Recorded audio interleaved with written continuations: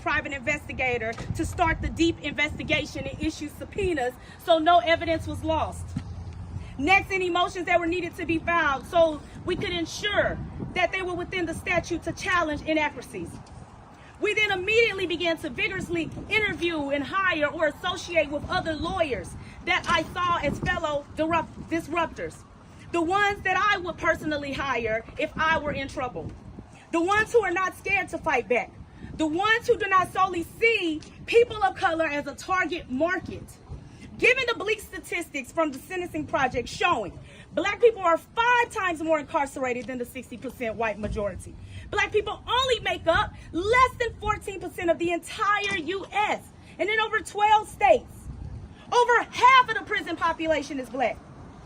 We are a target market in this criminal justice system of oppression. And we need lawyers who see us as more than a target market. Invest in your target market's community. Attend community events and get to know what resources are out there that you can potentially use for your client. Come around before you want to run for judge or some other office.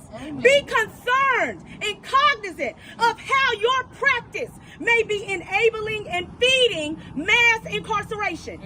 We don't need preliminary hearing waivers. We need disruptors. Come on. This family has been without their babies for 30 days. God don't like ugly. I can't imagine my life without my babies. My mentor and coach reminded me, Joy Kimbrough, as she uplifted me in this, about how this was similar and felt reminiscent of slavery, with the family being forcefully separated as they were, and a mother was strained. 5 children taken away, while one of them were still breastfeeding.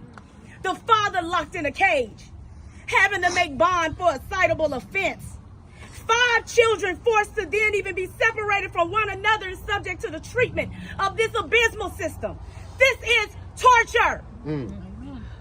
All because he was labeled a criminal when his brain was not fully developed.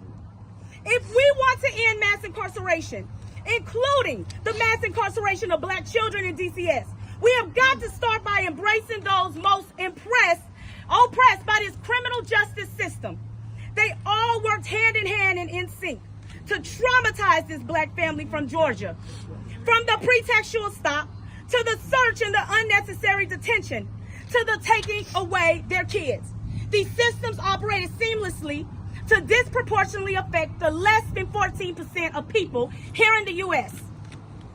This has got to end. Why a press conference? Because we need the media here to ensure we are protected. Right. When disproportionately affected people assert their constitutional rights, when disproportionately affected people fight after their constitutional rights are violated, we need protection. Because the first thing they do is start the criminal narrative. They begin to try and discredit you and make you a criminal.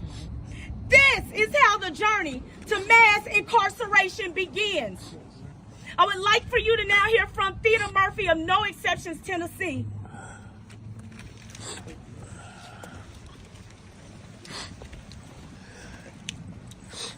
Hello, my name is Theda, Theeda Murphy, Murphy.